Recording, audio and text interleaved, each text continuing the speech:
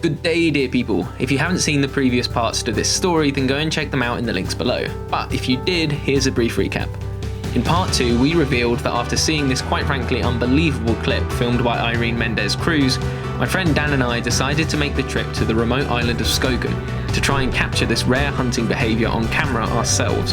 In the first few days, we found some amazing spots for photography, discovered how important the island was for conservation, and met loads of awesome people, including some incredible artists. All was going well, though in regards to the predatory gulls, we'd only managed to capture the aftermath of a kill. And so that brings us to our last full day on the island, and our last chance to capture this incredible behaviour on camera.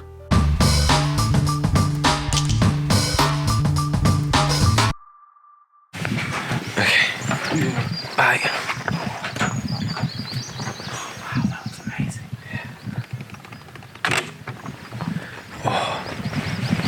Good morning, people.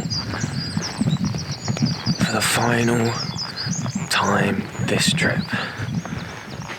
Whoa. I was going to be really sad about this being the final morning for photography, but it's just absolutely stunning that there's no time to be sad. Because look at that. So, the plan for today, I am heading down to where I photographed Former earlier in the week because I think the light will be at a different angle and it should be perfect for in-flight photography, but with just some gorgeous light basically.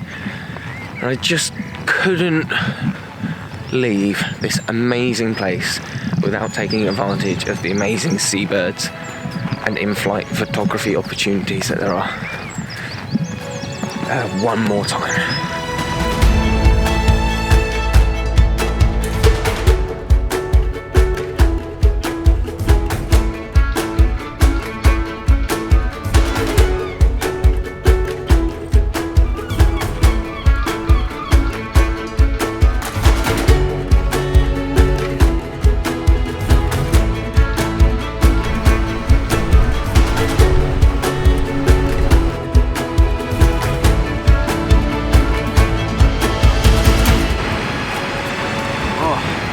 That was an amazing morning's photography. However, I didn't really get the shots I wanted.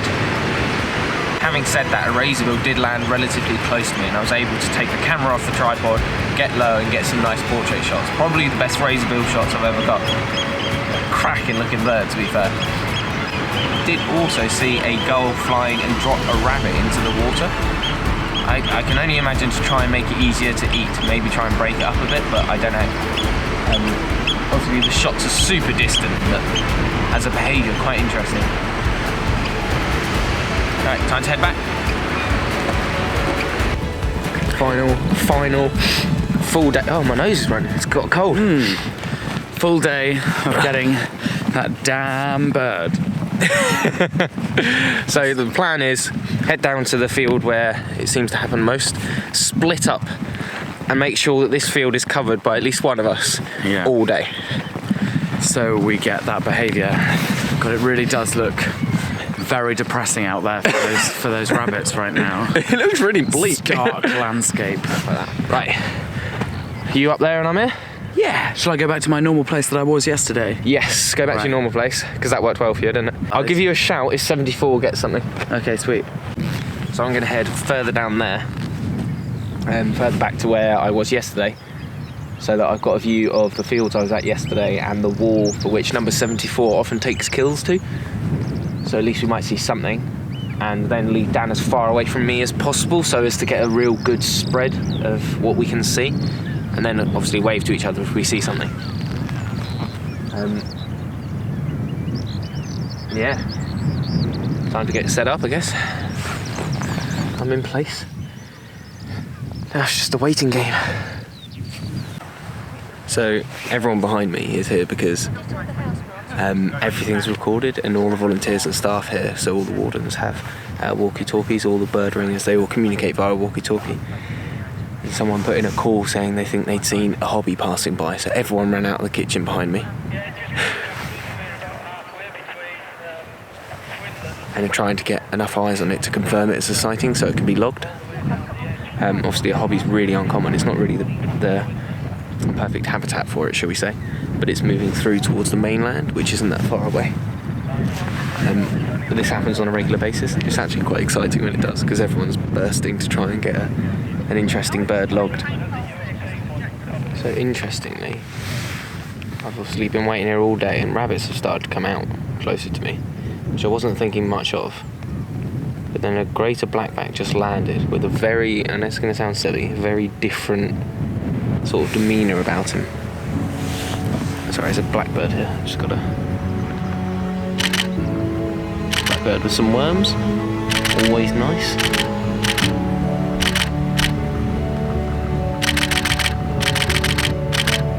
Right. Anyway, back to the greater blackback. Now I've not seen it hunt yet, so I don't know how they actually catch them. But it's just landed. But it sort of did like a circle of the field first, almost like it was checking it out. It has seen me, it's quite some way away. No, it's heading this way, it's very distant. I will need it to sort of take flight and come this way in order to capture anything, I think. But this looks very hunt-like. I don't know how they do it. Do they do it on foot or do they fly in? So all day they've flown straight past. Yeah, I'm gonna put the camera down because this fella is looking like he's on a mission. It turns out this particular gull's method of hunting was to sneak up to the burrow entrance and dive in to grab the rabbit. However, this time the hunt was unsuccessful and the battle-scarred hunter left disgruntled and empty-handed. Although this was bad news for the gulls and the two frustrated fellows trying to capture its hunting behaviour on camera, it was certainly good news for the rabbits that became steadily more relaxed as the day went on.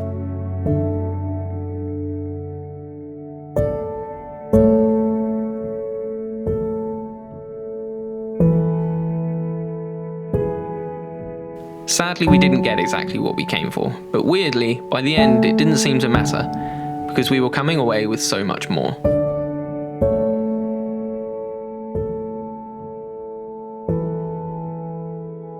That's it then? Yeah. Sad times. I don't want to go. Me neither. It's actually really quite sad. It's such a special place. There's so many like awesome people here. That's one thing I wasn't expecting, to meet so many people. I really wasn't expecting it as well. It's like-minded people, I think. They have the similar interests and respect the same things, and you can embrace the inner nerd with. It's brilliant. You feel so detached from the rest of Britain, don't you, when you're here? Yeah, it's that absolutely wall brilliant. of sea there. It feels like you've escaped.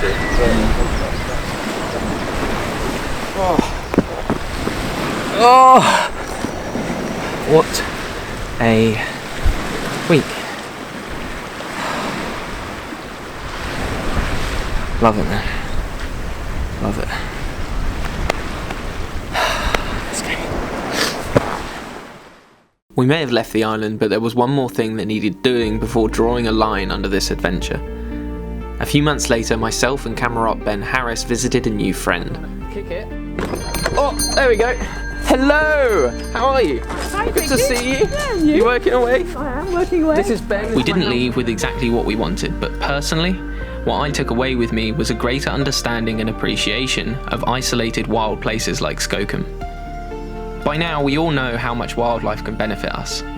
The impacts on mental health a walk in the woods can have, or the delicate balance of the world's climate that we all depend on.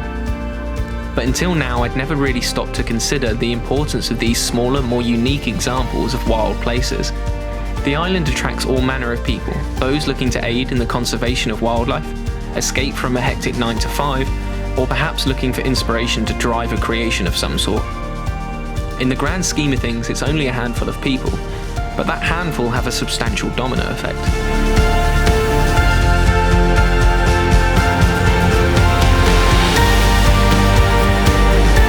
The artists that visit these places create things to hang on our walls and put on our shelves. Their creations can give people an escape from a stressful world, a chance to reminisce about time spent outdoors, or maybe even a spark of inspiration to create something of their own. In short, places like Skokholm aren't just there for people to visit. They benefit so many more people, a lot of whom will never visit and may never have even heard of it. Which makes me wonder, how many more hidden wild places are out there?